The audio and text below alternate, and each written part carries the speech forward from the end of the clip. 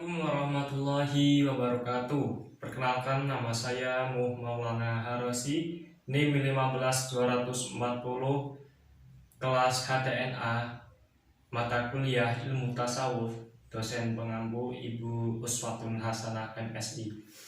Di sini saya akan memaparkan edukasi tasawuf di masa pandemi. Masa pandemi COVID-19 saat ini memasuki tahun kedua. Penyebarannya dan penularannya kembali meluas setelah beberapa waktu lalu sempat menurun. Pandemi ini sangat berpengaruh kehidupan sosial manusia dalam berbagai aspek. Salah satunya adalah perilaku manusia. Tentunya ini bukan persoalan sederhana. Wabah ini menguji seluruh kemampuan sebagai manusia dengan menghadapi ketidakpastian. Padahal diyakini bahwa Allah Subhanahu wa Ta'ala menciptakan penyakit dan tentunya ada obatnya. Setiap manusia pasti akan mengalami masalah dalam hidupnya, termasuk saat ini ia sedang mengalami masa-masa sulit, cemas dan pesimis, serta depresi akibat pandemi COVID-19. Persoalan yang muncul kemudian, apakah setiap manusia mau bertahan dalam masalah ini?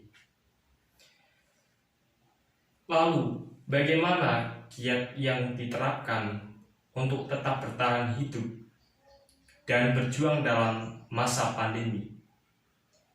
Dalam perspektif tasawuf, permasalahan kehidupan sangat dipengaruhi oleh bentuk penerimaan dan pemaknaan atas peristiwa yang dialami.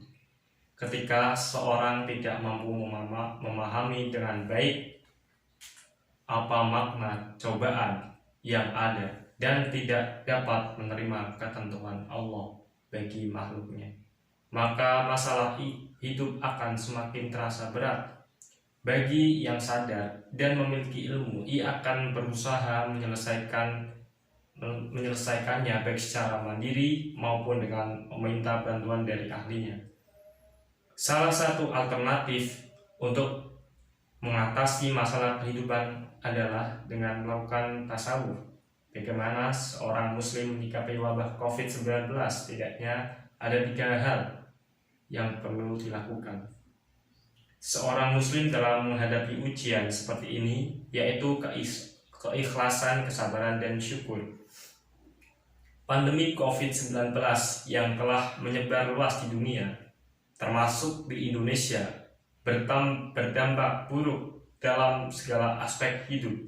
Pada aspek ekonomi, ratusan tenaga kerja mengalami PHK karena merosotnya ekonomi bangsa. Mereka yang masih memiliki pekerjaan pun tetap dihantui rasa takut akan masa depan. Belum ada kepastian yang nyata kapan COVID-19 ini berakhir, membuat semua orang gelisah. Ditambah lagi berita yang bermunculan dari berbagai media yang terus-menerus menerangkan angka kematian jumlah pasien positif dan pasien meninggal.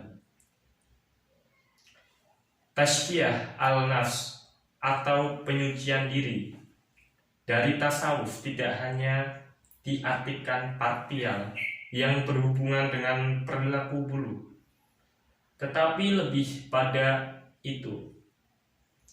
Tazkiyah al-nafs mengajari diri kita untuk mencegah perilaku serta mencegah hati dan pikiran dalam merasa serta berpikir negatif.